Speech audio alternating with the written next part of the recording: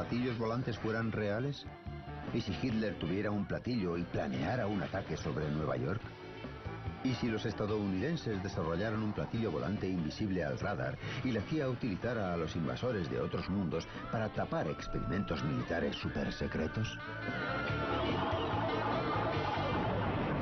Hoy revelaremos que todo esto es cierto.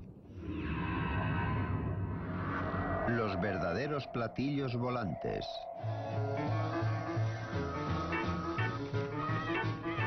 Durante 50 años el mundo ha sentido la fiebre de los platillos volantes. Hemos visto tantos que ahora los británicos creen más en los alienígenas que en Dios.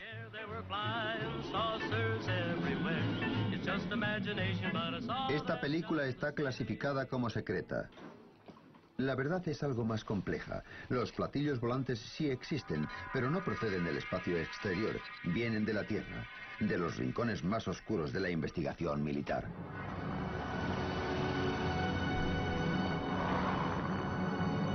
Todo empezó en 1932 en Bucarest, cuando este hombre, un ingeniero aéreo llamado Henry Coanda, realizó un descubrimiento extraordinario utilizando un objeto volador en forma de disco.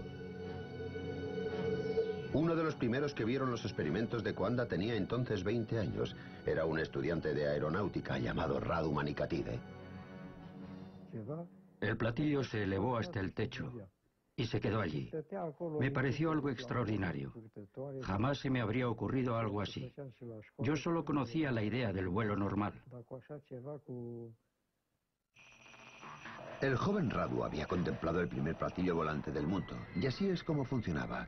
Si aplicamos aire sobre una forma curva como un platillo, la corriente seguirá la superficie de esa forma.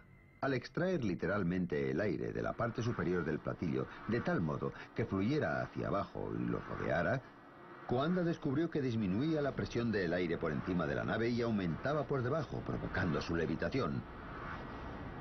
Es lo que se conoce como el efecto Coanda. Es el principio básico del vuelo de los platillos. Era una idea muy sencilla, pero, claro, se te tiene que ocurrir. Entonces sucedió algo que iba a cambiar por completo la evolución de los platillos.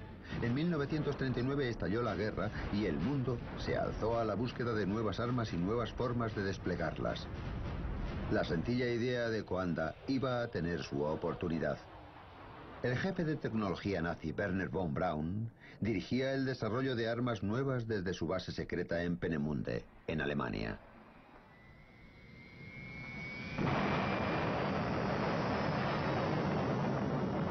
Aquí desarrolló armas modernísimas de terror como el cohete V2. En efecto, fue el emplazamiento central de todos los proyectos durante bastante tiempo. Lo que muy pocos sabían era que, a 400 kilómetros, en Praga, los nazis poseían unas instalaciones de investigación aún más secretas y trabajaban en una fantástica nueva aeronave. Llegaron a construir, probar y descartar hasta 15 prototipos. ¿Y qué empresa dirigía estos aterradores desarrollos? Skoda. Las SS y las fuerzas aéreas utilizaban Skoda para fabricar aeronaves de todo tipo.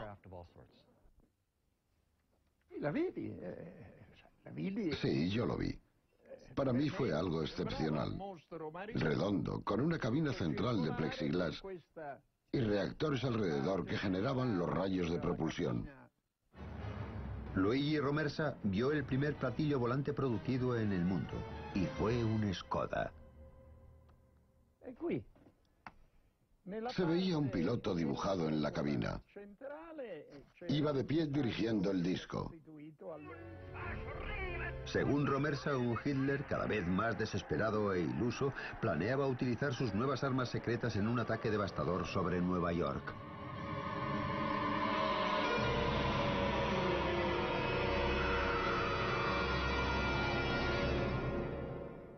Hitler llegó a decir: que Dios me perdone por los últimos 5 minutos de la guerra. Quería desatar las armas que había desarrollado. No llegó a ocurrir, por supuesto. Los rusos avanzaban sobre Praga y mientras la retaguardia alemana luchaba desesperadamente en las calles, los científicos de la planta de Skoda trataban de destruir las pruebas de su investigación. La presión del enemigo era insoportable. La base aérea voló con dinamita y el platillo estalló con el resto del equipo. Sacaron los platillos del hangar a la pista. Colocaron cargas explosivas. Los volaron y dejaron que se quemaran delante de todos. Aunque destruyeron los platillos, los científicos nazis que los construyeron habían sobrevivido y los aliados victoriosos se enfrentaron entre sí para hacerse con ellos. Había que ganar la carrera por los secretos de los hombres de los platillos.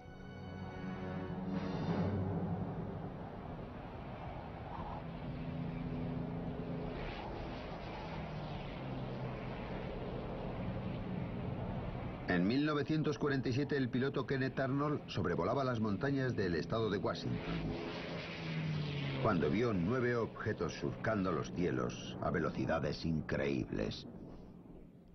Les pareció que se movían como platillos saltando sobre el agua. Una analogía muy poco corriente, pero aquel nombre prendió y por eso se les llama platillos volantes. Con este avistamiento nace la era de los platillos volantes. Se disparó el frenesí del público, aunque era un frenesí alimentado por la paranoia. En inteligencia aérea empezó a preocuparles que fueran vehículos soviéticos de reconocimiento. Porque entonces empezaba la Guerra Fría. Esta coalición tenía que desmembrarse. Los aliados de la Segunda Guerra Mundial ahora eran enemigos. Un telón de acero ha caído ya alrededor de Polonia, Hungría, Yugoslavia, Bulgaria. En público, Oriente y Occidente desplegaban sus más grandes y mejores armas militares, pero también se libraba una guerra secreta, una competencia despiadada por hacerse con la ciencia y los científicos nazis. Quien controlara esta tecnología después de la Segunda Guerra Mundial tomaría la delantera militar.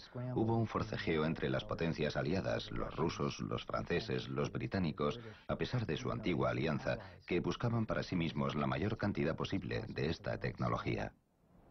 Y por eso el gobierno estadounidense se alarmó tanto con los platillos vistos por el piloto Kenneth Arnold.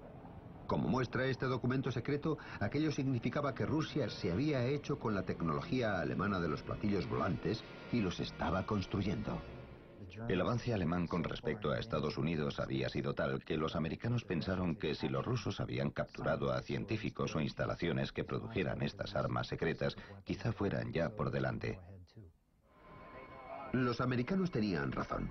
Los rusos construían platillos con la ayuda de una persona muy útil procedente de Alemania, Andreas Epp, un ingeniero de platillos alemán. Inmediatamente tras la guerra, Andreas Epp decidió trabajar en la Unión Soviética. Se mudó a Rostock, donde lo abordaron agentes soviéticos que parecían saber quién era. Y por supuesto, Epp estaba encantado de que alguien reconociera su valía, cuando antes se la habían negado. Me dije a mí mismo, tengo que seguir. Se lo debo a los que trabajaron en ello. Y me puse a construir un disco volador. Epp trabajó sobre todo en el mecanismo de guía del platillo soviético. Su especialidad era la guía de este tipo de platillo. En otras palabras, hacer que responda a los controles, conectar los controles a los movimientos del propio platillo. Según el propio Epp, el platillo ruso era extraordinariamente manejable, pero también versátil, lo cual era imprescindible. Era un reactor y querían que, curiosamente,